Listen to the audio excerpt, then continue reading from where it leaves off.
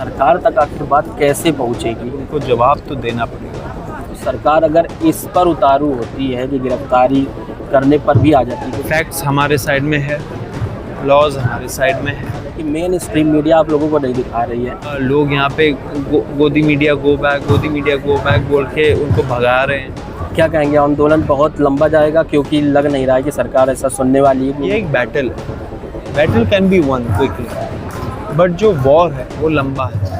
नमस्कार, मैं हूं इस वक्त जंतर मंतर पर। कॉकरोच जनता पार्टी का प्रदर्शन चल रहा है और 4 दिन बीत चुके हैं। इस वक्त रात के करीब 12:30 बज चुके हैं और प्रदर्शन लगातार हो रहा है। हमारे साथ कॉकरोच जनता पार्टी के प्रवक्ता सौरभ दास जी हैं, जिनसे हम बात करने की कोशिश करेंगे और समझने की कोशिश करेंगे कि आखिर प्रदर्शन को लेकर क्या चल रहा है और उनकी बात सरकार तक कैसे पहुंचेगी। सौरभ, आपका बहुत बहुत स्वागत है हमारे चैनल में। मैं ये समझना चाहता हूँ, 4 दिन हो गए हैं प्रदर्शन करते हुए और आप लगातार धर्मेंद्र प्रधान का इस्तीफ़ा मांग रहे हैं। लगातार इस मंच से आवाज़ जा रही है कि धर्मेंद्र प्रधान इस्तीफ़ा दें, लेकिन सरकार की ओर से अभी तक कोई ऐसा बयान नहीं आया। जो बयान दे रहे हैं धर्मेंद्र प्रधान, वो दहशतगर्द जैसे शब्दों से संज्ञा दे रहे हैं आप लोगों को। तो आप क्या कहेंगे? देखिए, ये तो बहुत कंडेमेबल लैंग्वेज है, ऐसा किसी को भी यूज़ नहीं करना चाहिए। आजकल मुझे लग रहा है कि जैसे हम लोग देख भी पा रहे दूसरी चीज़ों में, जो वर्ड्स का महत्व है, वेटेज है वर्ड्स का, वो बहुत ही लाइटली ले रहे हैं।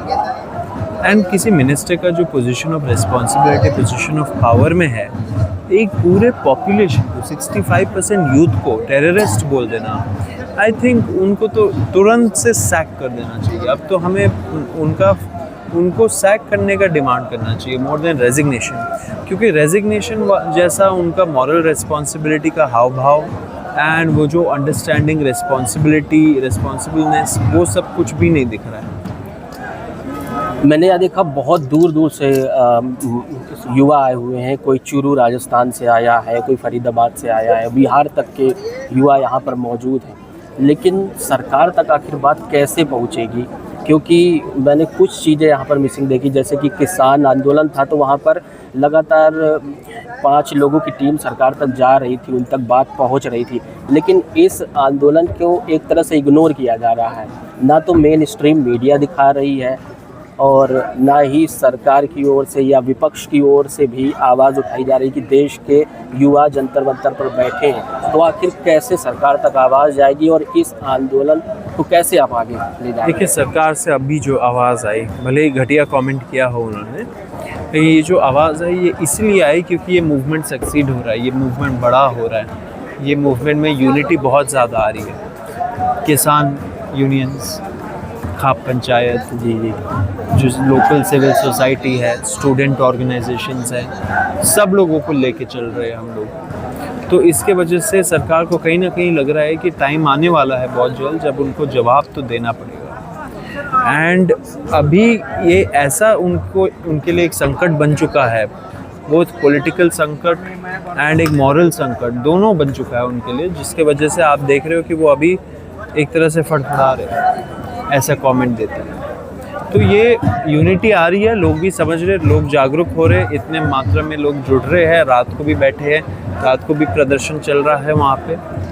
तो ये मूवमेंट बड़ा होते जाएगा एंड जो हमारी डिमांड है वो और स्ट्रॉन्ग और मजबूत हो जाएगी। नीट पेपर लीक एक बहुत बड़ा मुद्दा है और करीब 18 स्टूडेंट्स ने सुसाइड की है और माना जा रहा है कि आपकी जो मांग है शुरुआत से वो नीट पेपर लीक पर थी कि पेपर लीक है हो रहा है तो ये रुके और धर्मेंद्र प्रधान इस्तीफा दें। लेकिन क्या एजुकेशन सिस्टम पर भी आप आवाज़ उठाएंगे और आगे ये लड़ाई चलती रहेगी? क्योंकि देश का एजुकेशन सिस्टम भी कोलैप्स हो रहा है, बहुत सारी समस्याएं हैं। ये तो सारा मूवमेंट ही एजुकेशन सिस्टम के ऊपर है, क्योंकि नीट तो एक पेपर है, लेकिन यहाँ पे जितने लोग आए हैं सब लोगों ने नीट तो दिया है नहीं। मैंने खुद नहीं नीट दिया है जी कभी, लेकिन हम लोग कभी ना कभी एक पॉइंट पे स्टूडेंट रहे हैं। स्टूडेंट्स के जो एंग्जाइटीज़ है, स्टूडेंट्स के जो प्रॉब्लम्स है, उनसे हम वाकिफ़ है। साथ साथ बहुत सारे लोग दूसरे पेपर्स से भी, मतलब दूसरे पेपर्स में भी जो धांधली हो रही है, प्रॉब्लम्स हो रही है, उन सब के बारे में जानते हैं। So we can resonate. तो यहाँ पे जितने भी लोग हैं उन लोगों को पता है कि एजुकेशन सेक्टर में जो प्रॉब्लम है, जो कैंसर लग चुका है, उसको हटाना है, तो ये मूवमेंट उसका जवाब है। अच्छा, अभिजीत दीपके की ओर से 2 ऑप्शन दिए गए कि या तो धर्मेंद्र प्रधान इस्तीफा दें या तो उनको गिरफ्तार कर लिया जाए। तो अब सरकार अगर इस पर उतारू होती है कि गिरफ्तारी करने पर भी आ जाती है, क्योंकि सोनम वांगचुक का हम देख चुके हैं, उनको तक गिरफ्तार कर लिया गया था, उन पर NSA लगा दी गई थी। तो अगर ऐसे स्तर पर सरकार आ जाती तब आगे क्या होगा, क्या लड़ाई होगी? देखिए, कानून हमारे साइड में है, फैक्ट्स हमारे साइड में है, लॉज हमारे साइड में है, तो इसके वजह से सरकार को भी पता है कि कोई तरीका है नहीं काउंटर करने को ये मूवमेंट को। यहाँ पे जो लोग हैं सारे एजुकेटेड हैं, सब लोग सालों साल प्रिपेयर कर या तो किया है या तो कर रहे हैं। तो इतना एजुकेशन का भंडार जो यहाँ पे है, उसको वो कैसे काउंटर करेंगे? टेररिस्ट बोल के, पाकिस्तानी बोल के, बांग्लादेशी बोल के, जो सोरोस से फंडेड है वो बोल के। तो डेफिनेटली आगे भी जाके आपने जो बोला कि एजुकेशन सेक्टर वाला, वो भी हम लोग करेंगे। बहुत सारे दूसरे मुद्दे हैं, यूथ सेंट्रिक इश्यूज़ है, उस पर भी हम लोग बात करेंगे। एंड एक ब्लूप्रिंट हम लोग अभी तैयार कर रहे हैं, जो हम लोग जल्दी अनाउंस भी करेंगे। कंसल्टेशन चल रहा है बहुत सारे स्टेक होल्डर्स के साथ। एक बस मेरा आखिरी सवाल है कि मेन स्ट्रीम मीडिया आप लोगों को नहीं दिखा रही है। बाकी सारे आंदोलन हुए, अन्ना आंदोलन हुआ, मेन स्ट्रीम मीडिया ने दिखाया, मीडिया के दम पर आंदोलन चला, देश में हर घर तक पता चला कि एक बड़ा आंदोलन चल रहा है। किसान आंदोलन हुआ तब भी मीडिया ने कहीं ना कहीं उस आंदोलन को दिखाया, लेकिन ये एक ऐसा आंदोलन है कि मीडिया की भूमिका शून्य नज़र आ रही है, मेन स्ट्रीम मीडिया की। तो इस पर क्या कहना चाहेंगे?